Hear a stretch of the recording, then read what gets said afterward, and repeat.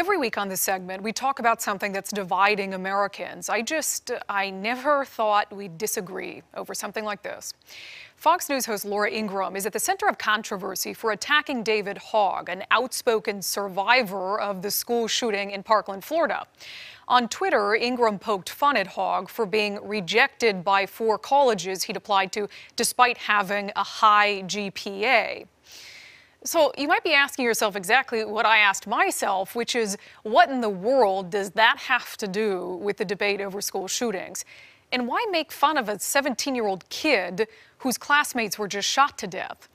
Ingraham has since apologized, but she's not the only one to launch personal attacks against the survivors of Parkland, many of whom have used their voices to call for gun reform.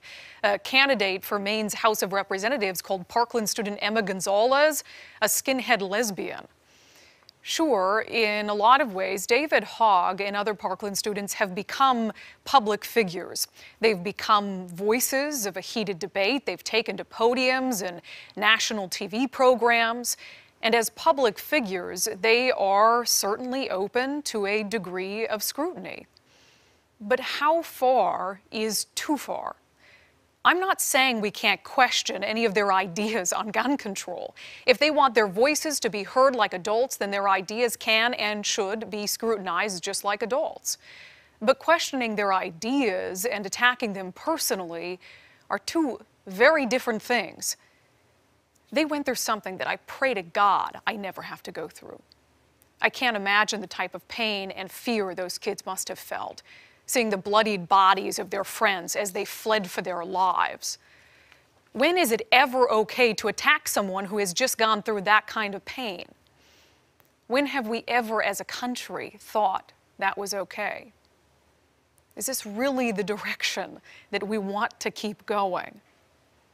And if you're among those defending Ingraham, saying Hogg opened himself up to attack by attacking the Second Amendment, then what exactly did Laura Ingraham's tweet accomplish for your side?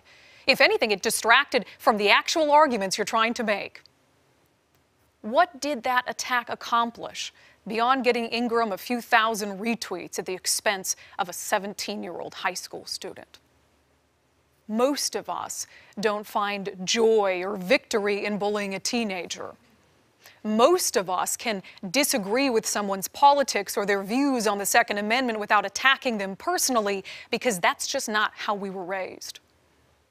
It's time to think about how we're raising the next generation. How we treat those kids from Parkland could very well impact how they treat people who disagree with them. David Hogg responded to Laura Ingraham's tweet by telling her to shut up. That response accomplishes just as much as the tweet that prompted it. Nothing. I would say to David Hogg and the rest of the Parkland students, and any other young person watching for that matter, that if someone attacks you personally, respond carefully. Respond thoughtfully, or don't respond at all. Because if you attack them back, then you're no better. The only difference is you're still young enough to change the way you treat other people, even those you don't agree with.